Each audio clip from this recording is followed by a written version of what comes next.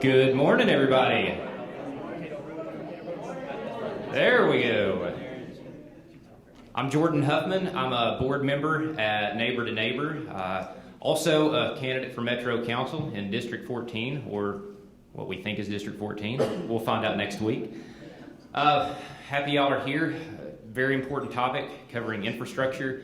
Wide variety of subjects that are going to be covered in this, from sidewalks to stormwater issues, and the list goes on and on. We're decades behind, in my opinion, and in a lot of y'all's opinion, in addressing our infrastructure needs. So just very looking forward to this conversation. Going to introduce our session moderator, Khalil Ekalona. For those of y'all that aren't familiar with Khalil, he is the host of This is Nashville. And if y'all don't listen to that, please do yourself the favor and subscribe, listen live. It's a wonderful, wonderful show. Also wanted to introduce our session sponsor, Piedmont Natural Gas, and Mr. Stephen Franciscan is back here. I think you wanted to say a few words for us.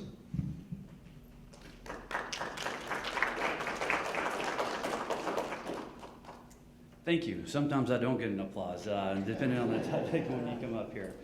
But thank you for the panel, for joining us, the moderator, and more importantly, Neighbor to Neighbor, for always addressing issues as such and bringing us all together to talk about it.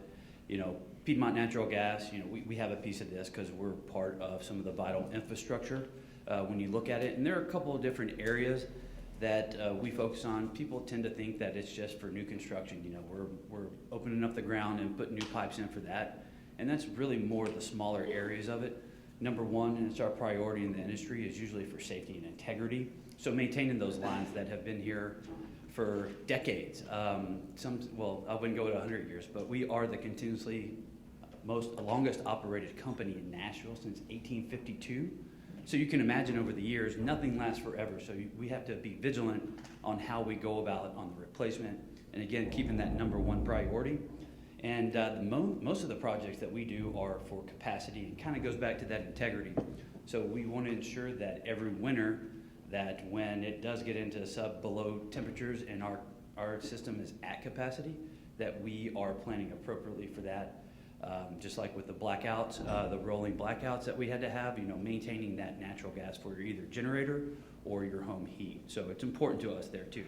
That's my infrastructure piece, and they're gonna talk about so much more, and I wanna get to the meat, but I wouldn't be much of a government community relations manager if I didn't go over a little bit of community while I had the front stage, and especially with what the whole day-to-day is about. But one, and it's a little bit past prime on this, but your winter billing, and just your billing in general, you know, us being neighborly, you never know who's going through what in your neighborhood and what they're doing.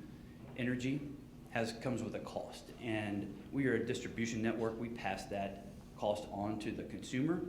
However, you know, those in need, mention to them that the services that are around town through the Metro Action Commission. We also have Share the Warmth program that enables low energy income assistance and can help regardless of their energy source that we try to help out with. Like I said, you never know what anyone else is going through. And speaking of rates, so as of today, you will see a cut in your rates through natural gas. Again, we're just I got to start out with that class. Get the applauses again. But you'll see that as rates. Again, we pass that on, and it goes through the Public Utility Commissions. Also, speaking of commissions, you'll see some new things coming out with decarbonization that we are focusing on highly. And as an industry too, we were one of the first to commit to half emissions by 2030, and also commit to the full zero by 2050. And that's an energy company. So more to come on that too, and then also how you'll be able to do your part, things that we'll be able to offer to offset some of those. So that's a different kind of breakout area, but we could talk about that on another day too. And then also one other thing that we're extremely proud of, J.D. Powers this year, we got number one in customer service, and that's big for a utility. You don't see utilities usually doing that.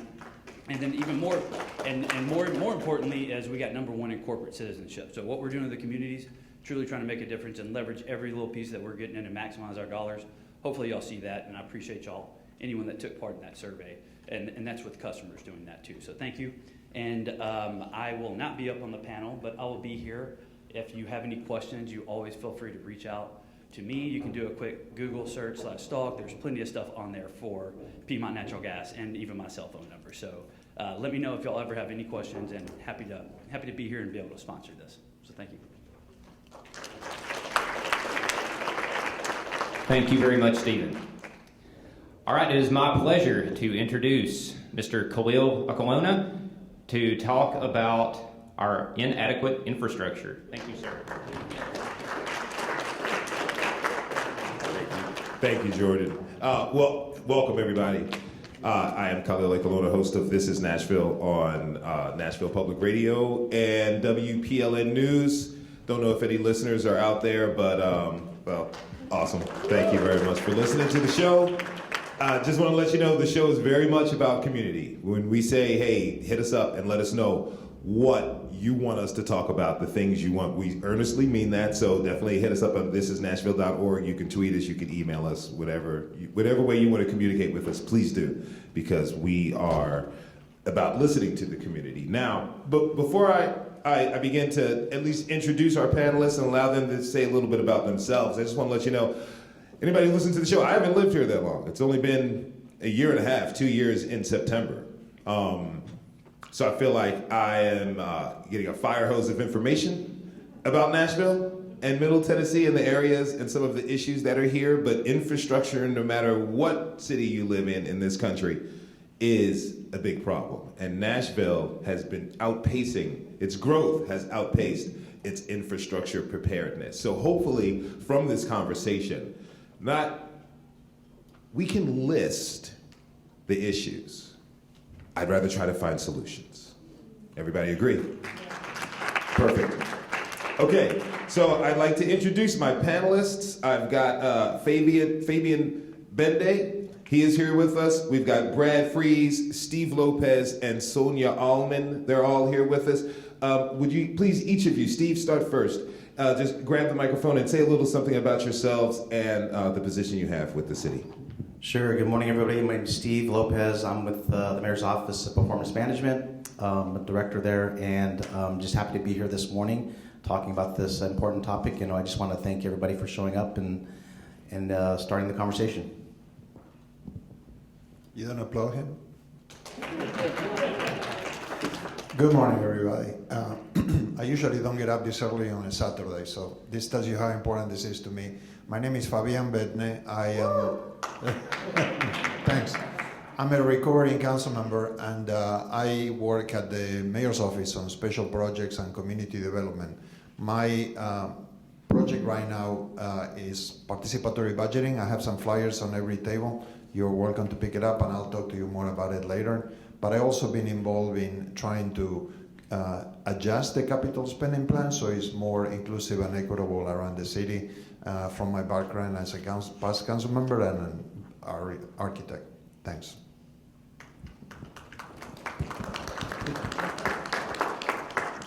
Good morning, my name is Brad Fries. I am the Chief Engineer of the Nashville Department of Transportation and Multimodal Infrastructure.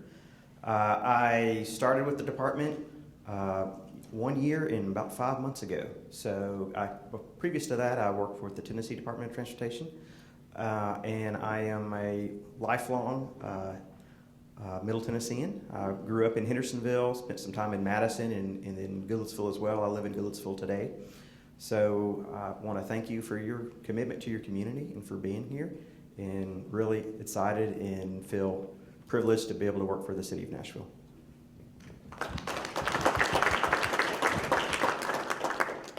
Good morning, I am Sonia Allman. I am the Manager of Strategic Communications for Metro Water Services, where I've held that role for about 20 years now.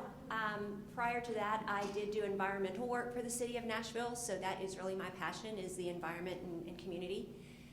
Also a native Nashvilleian, so this is something that I am truly invested in. Thank you, everyone. All right. So one of the questions that we get from the community at This is Nashville is about how does the city go about planning what projects are addressed. There's certain neighborhoods that feel like they need their work done on their streets, sidewalks. I don't have a sidewalk on my street. I don't know about you all. I'd like to see one. how do I go about letting the city know we'd like to get that sidewalk in there? How do we understand the budgeting process and things? Steve, you have a quick presentation on that plan that you'd like to give for us. Would you like to start that now, please? I think that's great. I think I've got a slide here that kind of sets up the conversation. I think my colleagues can definitely kind of drill into that a little bit. I think I just kind of threw this high-level process map together yesterday, actually, just to kind of really frame kind of the process. Because when we talk about infrastructure, there's buzzwords, but it's our capital planning process. And it starts with our Metro residents having outlets to either Metro staff or even our council that kind of build this thing called the capital improvement budget. And so I think part of it is the clarity around what's what, and the capital improvement budget is built based on that feedback, based on subject matter expertise from our engineers and our community. And then from that budget, there's something called the capital spending plan, which is actually where just the decision is made to actually make an investment into our infrastructure around Metro. So again, I think just hopefully this kind of just frames maybe the conversation, but maybe I can yield to my colleagues about specific processes for identifying projects. Thanks, Steve. That's a nice slide. I like it. So basically, the point here is you all are on the driving seat on what should be on the capital improvements budget. You do it either by reporting issues on Hub Nashville, or by communicating to the mayor's office or to your council member. And then that capital improvements budget start getting populated with all the projects that reflect the wants and needs of the community. The capital improvement budget is now worth how many billions of dollars? It's $9 billion worth of projects. But our borrowing capacity, what we can do with the capital spending plan, is much lower. It's like $600 million or something to that effect. So obviously, there is a disconnect between our inadequate infrastructure, obviously, and what we can do with the money we can borrow to solve those problems. So part of it is that through a process that involves you all and your representatives and the mayor's office, we try to prioritize through master plans that each one of the departments has on how to arrive to solving all these problems, short-term, medium-term, and long-term. That way, all these issues that are listed on the capital improvement budget can be solved. And again, when, for example, the Department of Transportation and I participated on that, we were putting together the transportation plan, we went into the community and we asked the community, what are your priorities? And the same happens with stormwater, the same happens with Metro Arts. All the departments need your help in deciding how to prioritize that limited revenue. And that's where I am so happy you all are here today, and that you will continue helping us decide how to better use that revenue to solve all these problems. Now, I don't have a sidewalk on Nolensville Road when I go out to the street. I live on District 31 south of Lenox Village, and I can walk all the way to Nolensville, but then it stops. And the reason there is no sidewalk is because there is a master plan by the Tennessee Department of Transportation to widen the road and to build sidewalks at that point. So many times it's not really that an issue is not funded, but there is a process in getting to that point. There is a need to purchase the easements, to do the bidding, all the processes to put all the contracting together, the funding from the state, and Nashville put I think $900 million. I can't remember how many millions we put together to help to match the investment the state does. And so things sometimes take time, and that's what he's going to show you later on the dashboard, that issues sometimes get funded, but then there is a process to get to the point. So anyway, I'm babbling here, leave it here. Hopefully, if you guys ask me questions later, I can be more specific. But the point I wanted to bring across is that you all are on the driver's seat, even though it doesn't feel that way. And that's why we put together participatory budgeting, to get another opportunity to get a sense of where people were and what their needs were and what they wanted to see us fix. Fabian, can you explain to everybody what participatory budgeting is? Yeah, you probably heard me talk about it because I talk about it all the time. But it is a way, and I left flyers on your tables. Participatory budgeting allocates an amount of money. In this case, there is $10 million from the American Rescue Plan. And then it asks you, the community, how do you think this money should be spent? And there is a process to do that in which some of you become steering committee members and put together guidelines for it. Then you all submit ideas, and these ideas are extremely important. You are going to tell us all those things that you would like to see fixed, you know? Like somebody mentioned a sidewalk before. And so you should put that on the idea submission form. That way the budget delegates that come later to create the ballot can actually consider that to put it on the ballot. The ballot is going to be what you all are going to vote in October and November, and then based on the way you vote, some of these projects will get funded. So all these $10 million will be spent by, all these $10 million, the decision to spend this money will be done by the end of the year. And then next year we'll start implementing this. So that's another thing, that participatory budgeting allow us to catch those things that are not on those master plans, that are not on the CIB, things that kind of fell through the cracks that somehow didn't get picked up, but we want to have another opportunity to find those issues and fund them and solve them. So please go to pb.nashville.gov and submit your ideas. It's as simple as that. If you don't submit the ideas, then they won't be considered by the budget delegates. Steve? So Fabian's throwing out some buzzwords, and I think this is kind of I kind of give him a hard time about this, but one of the things you'll hear is CIB, CSP, PB. So that's just a bunch of jargon, but basically that's, again, I think part of what we're trying to do is create clarification on some of those things that we just start throwing terms around and losing people. But again, hopefully that start to connect the dots in terms of what these programs are. And we like to throw a lot of these buzzwords around, but sometimes it's can be confusing. But anyways, yeah, thank you. Well, this next comment and question I have, I'm sure the people who are here are very well aware of the issues, particularly with our infrastructure problems, but not everyone in Nashville is. And I find, and clap if you agree, administrations, government institutions have a really tough time explaining what they're up to their constituents, right? And also telling people where they can go find this information. Like Hub Nashville, you all mentioned it. Does everyone know about Hub Nashville? What can the city do better and the departments do better to inform the constituents and the people who live in these neighborhoods about these programs, how they can sign up for Hub Nashville, how they can add a suggestion to the capital improvement budget? Anyone who'd like to answer, table is open. I really think it's a continuous process of communication. We have to continually communicate where those resources are and that's through different formats, through the web, through radio, through the media, multimedia.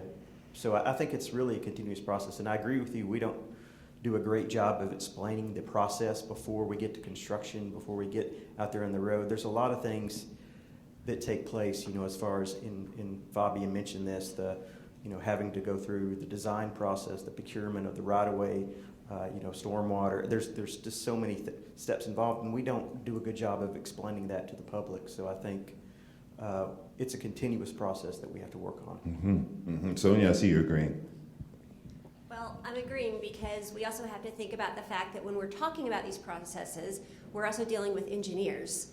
And engineers like to speak in acronyms and jargon, and that's not always what the community understands. And it's very difficult. I will say there's a lot of information out there. There's Hub Nashville. I know NDOT has a lot of information. Metro Water has a lot of information. We have the tracker, but not everybody is aware of it. And I will say that's one reason that places like, this and all of you taking leadership, because that gives someone, in addition to their council members, someone they can go to when they have questions. very often people don't think about infrastructure. They don't think about these issues until it affects them. You know, I don't think people just generally want to go onto the Metro Water Services website to randomly see what kind of projects we're doing. It's not until they see trucks pull up into their street or they have an issue that they're suddenly like, wait, what's going on?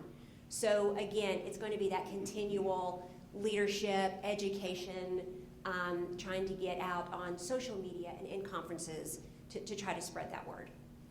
I understand. Thank you all for those answers. I'm just wondering if there needs to be a little bit more of a robust push for this information, if the efforts need to be doubled or tripled in certain circumstances and instances. But you mentioned the neighborhood improvement tracking map. How many people have used it?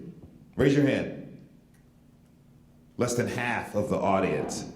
Steve, can you explain to everybody what that is, how they can go about it, and what type of information they can glean from it? Sure, thank you, Khalil. And then I'm just gonna, to wrap up that last piece, I think it's, that concept of teach a person to fish. So that's why I think you guys are so valuable. This team that's this weekend today is so important because that's what we're doing. And you're right, there needs to be, better, more communication, but it really starts with kind of sharing that, and then it's word of mouth, and then it becomes a culture of our community. So I think, that's a great point, Khalil. Thank you for bringing that up. And I think now, it's that engagement that we can get from you guys for being partners and getting the message out and showing people that, hey, yeah, we can have impact, and here's how we can, and here's how we fit in. So thank you again. I think that's a great point. So if you go to, that was the main Nashville.gov website, and then if you go to the mayor's office, I'm just going to kind of get there so you guys can see the process for getting this to this map. We've got Office of Performance Management under the mayor's office. Then we got some dashboards here. There was something that we put up last year called this Neighborhood Improvement Tracker.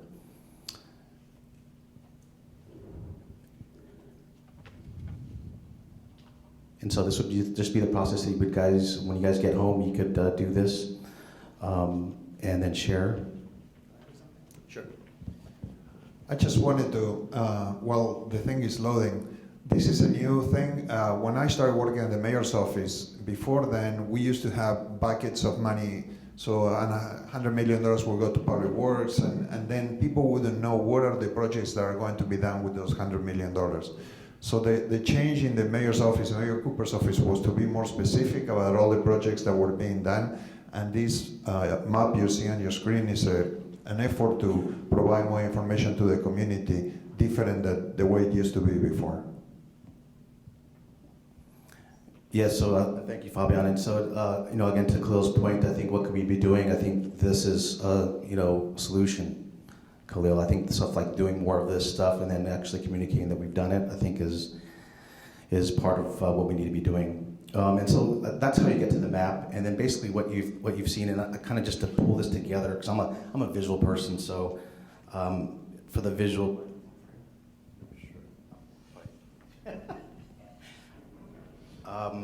And so I think, one second, I'm sorry. What I wanted to share was, this is kind of the overall process, and once it gets to this capital spending plan piece, then it really launches into, if you can kind of, then it becomes a project, and then we start mapping it and tracking it. So just to kind of, this is kind of the end result of that process, if that makes sense. Sorry. Okay. Actually, I'm going to try it without it, if you guys need me to.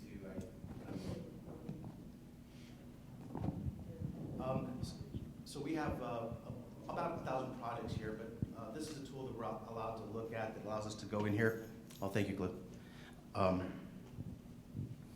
And for example, I just kind of wanted to share with you, we've got 986 projects on this map. If we just picked the stuff that was current or active, it goes to 746 projects that are currently active with a budget of about $3.2 billion.